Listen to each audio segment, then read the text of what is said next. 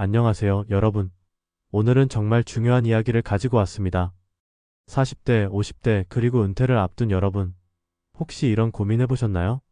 내가 가진 이 집 한 채가 과연 20년, 30년 후에도 나를 든든하게 지켜줄 수 있을까? 정말 현실적인 고민이죠. 자식 키우는 문제도 있고, 건강 관리도 해야 하지만, 결국 가장 큰 걱정은 노후의 주거 안정입니다.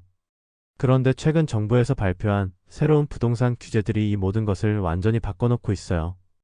여러분이 가진 그 집 한 채가 든든한 노후의 버팀목이 될지 아니면 오히려 짐덩어리가 될지가 이 정책들에 달려있다고 해도 과언이 아닙니다.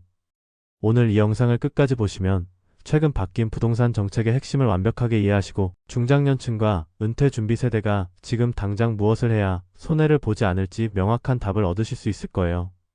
시작하기 전에 잠깐, 영상이 도움이 되고 계시다면 지금 바로 구독 버튼과 좋아요 버튼을 눌러주세요. 여러분의 작은 관심이 더 좋은 콘텐츠를 만드는 큰 힘이 됩니다. 그럼 바로 시작해 볼게요. 가장 큰 변화부터 말씀드릴게요. 수도권과 규제 지역의 주택담보대출이 최대 6억 원까지만 가능해졌습니다. 잠깐, 이게 얼마나 큰 변화인지 숫자로 보여드릴게요. 현재 서울 아파트 평균 가격이 13억 2천만 원입니다. 그런데 대출은 6억까지만 받을 수 있어요. 그럼 나머지 7억 2천만 원은 어떻게 해야 할까요? 맞습니다. 현금으로 준비해야 해요. 이게 무슨 의미인지 아시겠죠? 현금 여력이 충분하지 않은 사람들은 서울집 구매가 사실상 어려워진 겁니다. 특히 우리 중장년층에게는 더욱 치명적이에요. 왜냐하면 이미 소득이 정점을 지나고 있는 시기이기 때문입니다. 두 번째 변화입니다.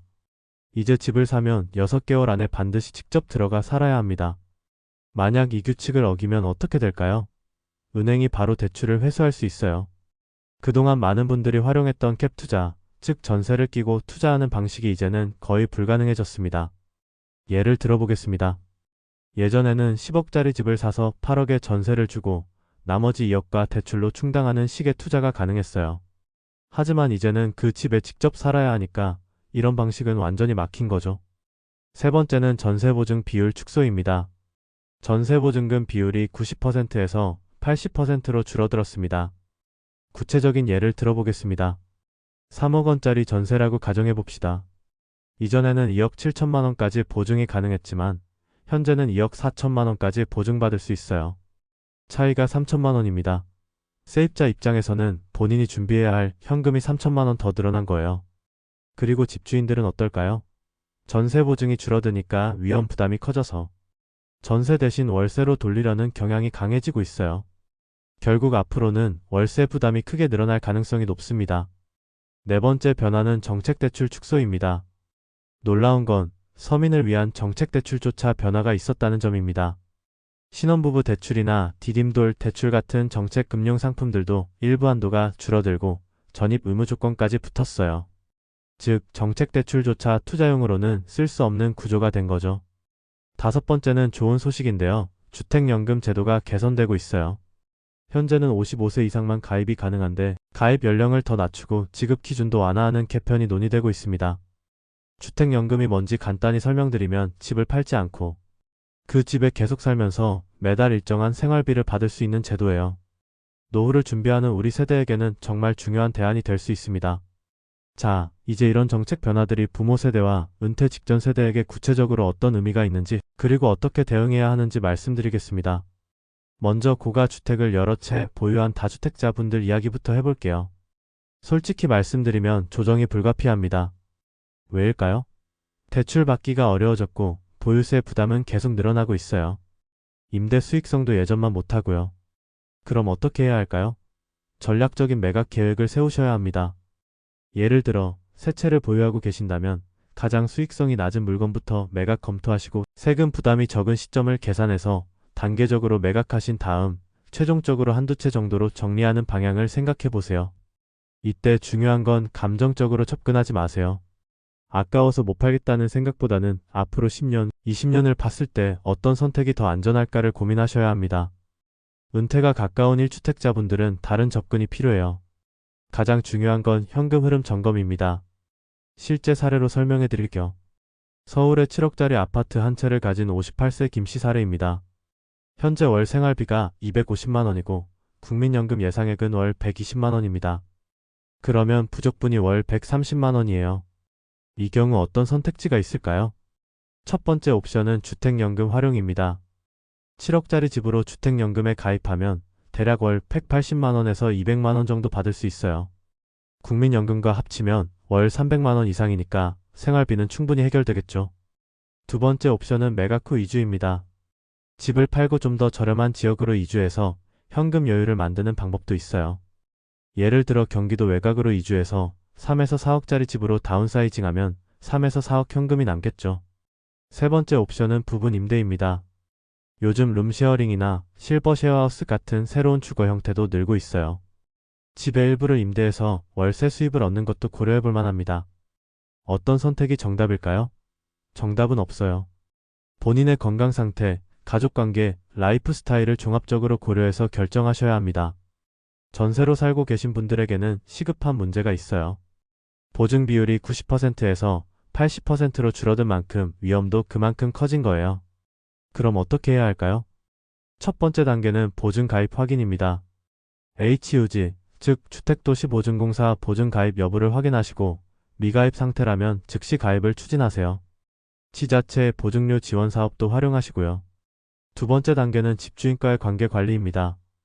임대료 인상 요구에 대한 대비책을 마련하시고 월세 전환 제한 시 협상 전략을 준비하세요. 계약 갱신 시기도 미리 체크해 두시고요.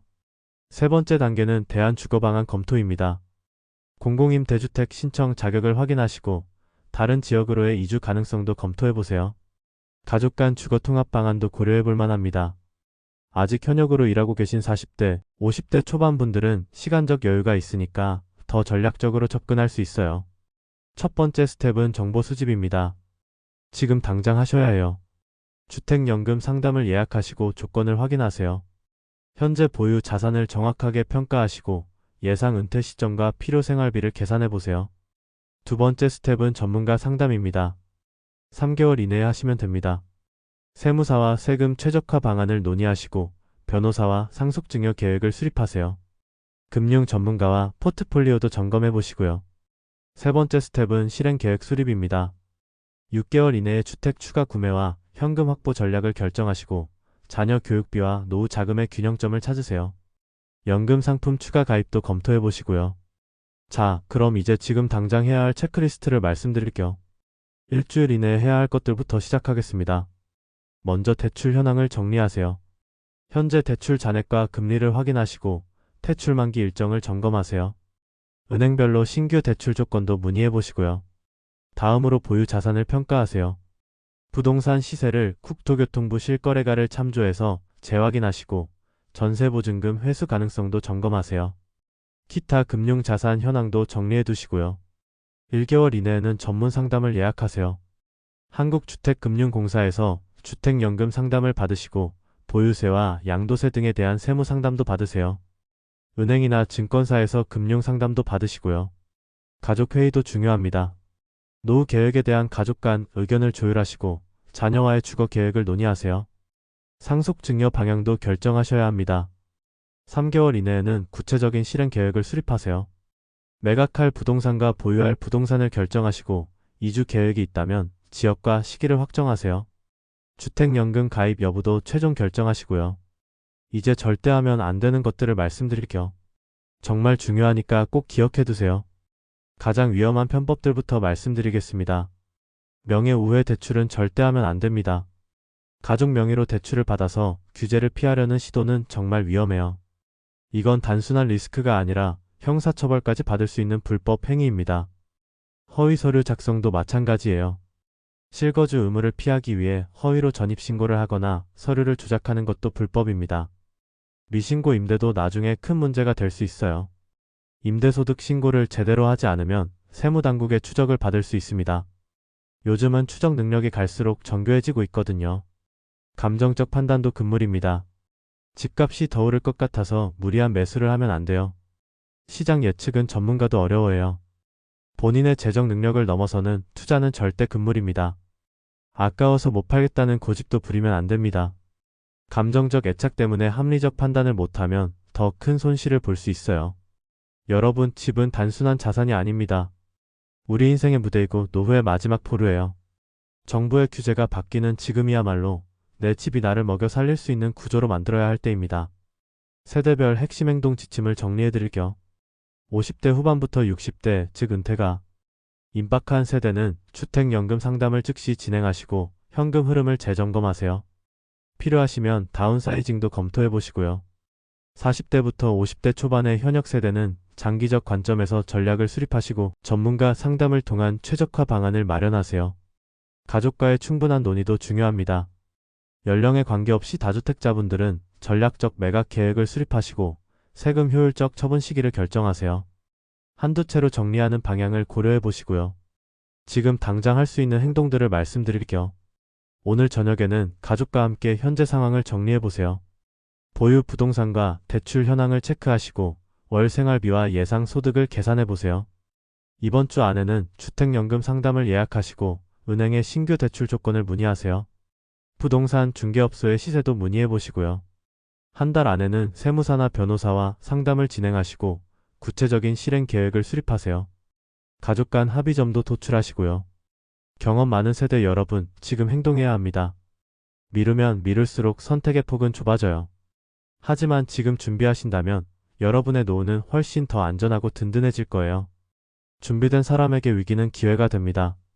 오늘 제가 말씀드린 내용들을 하나씩 실천해보세요.